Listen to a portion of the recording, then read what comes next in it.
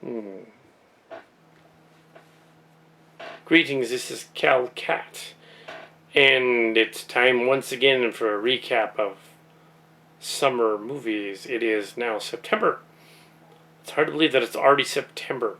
I didn't do a lot of movie reviews this summer, but yeah, but I'm gonna go back to my blogs here and check some of them out. This is more of a recap on reviews. There just haven't really been any major reviews, so go back to some of those earlier months and check things out. According to this, on June 8th, according to the blog here, I haven't seen any dramas in June, really.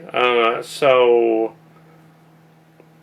basically, the first movie that I did a review of was the Seth MacFarlane cowboy movie, A Million Ways to Die in the West, which I believe was rated R. Yes. Yeah, it didn't have to be. It could have been PG-13. It really didn't. Usually, I don't complain about swearing and all that stuff. The movie just didn't need it. It could have been PG-13. It was trying to be Blazing Saddles. It had some funny jokes, most of which were in the trailer. It was a unique movie, though. I think it had some good jokes here and there. I think Sarah Silverman's character steals the show. And the other ones are just kind of there, along for the ride. Liam Neeson was odd in it. I'm, of course, not going to go into the whole review of everything involved.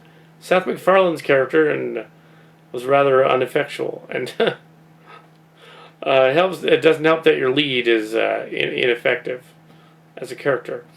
But there you go. There's Seth MacFarlane's movie, A Million Ways to Die in the West. And yeah, not particularly a great movie. Not a horrible movie, just kind of there. I did not see the worst comedies of the year this summer. I stayed away from them. Next we come to the Tom Cruise movie, Edge of Tomorrow, which was the Groundhog Day meets Halo movie, where Tom Cruise plays a character who is essentially a video game type of guy. Literally, he's a character that gets killed and then reborn again each time, rebooted, like it's a video game. His character is a soldier who originally defects from an army that's attacking aliens, trying to defend against aliens that are attacking. The story was rather silly. I think originally I wanted to do a review of it, but not give it away, but since everyone's seen it now, I can. The ending is ludicrous. It's like a Scientology commercial. And there's like the idea that if you have an alien species that comes down, I think I might have mentioned this on a blog, besides my one here, that if you have an alien species that's entire gimmick is that they control space-time and cause either directly or indirectly the hero to figure things out, and then they impart that knowledge to them, like in L. Ron Hubbard's book Battlefield Earth, which became a movie as well. Another Scientology guy. Cruise is a Scientology guy. John Travolta was a Scientology guy. That's what's going on. If you give an alien race the ability to tell the people that it's conquering, I'm going to give you instructions on how to defeat us. That's ridiculous. Why would an alien race do that? Doesn't make any sense. They wouldn't do that. So near the end of the movie, Tom Cruise figures it all out. It's like the aliens shouldn't have given him that brain power, because they essentially kill themselves. They destroy themselves. Or he figures it out. Well, it's a little more complicated in the story, because he doesn't really end them necessarily. He sort of does his own thing, but it's still the idea that the aliens impart knowledge onto him, or that he figures it out through their mental telepathy, is a really bad idea. To have their telepathy be that easily hacked, to have that happen, they would destroy themselves.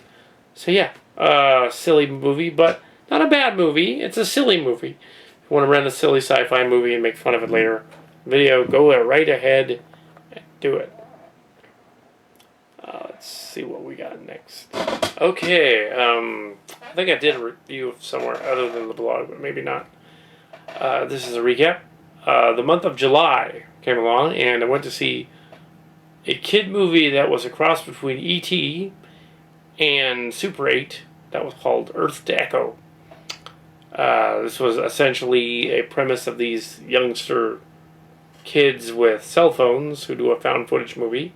So it was a little bit of paranormal activity as well. They found a found footage movie where their cell phone cameras are amazingly detailed and highly pixelated, and they can see clearly the alien and everything. It's like, no, cell phone cameras are not that good. But anyway, they were in that movie. Earth to Echo was about an alien who was discovered in a community where a mysterious group of humans is trying to demolish the community to put in a freeway, but it's really a ruse to find the alien spaceship that the alien left behind. Seems like going through an awful lot of trouble to do that. I think it worked better in Super 8 that they were just trying to find the alien. The alien has transformer powers and can make trucks appear, come apart and reappear, or or the ship does the same thing, later on. And it's like, well, cute movie, but not necessarily a great movie. That's all right. So yeah, it's all right. Yeah.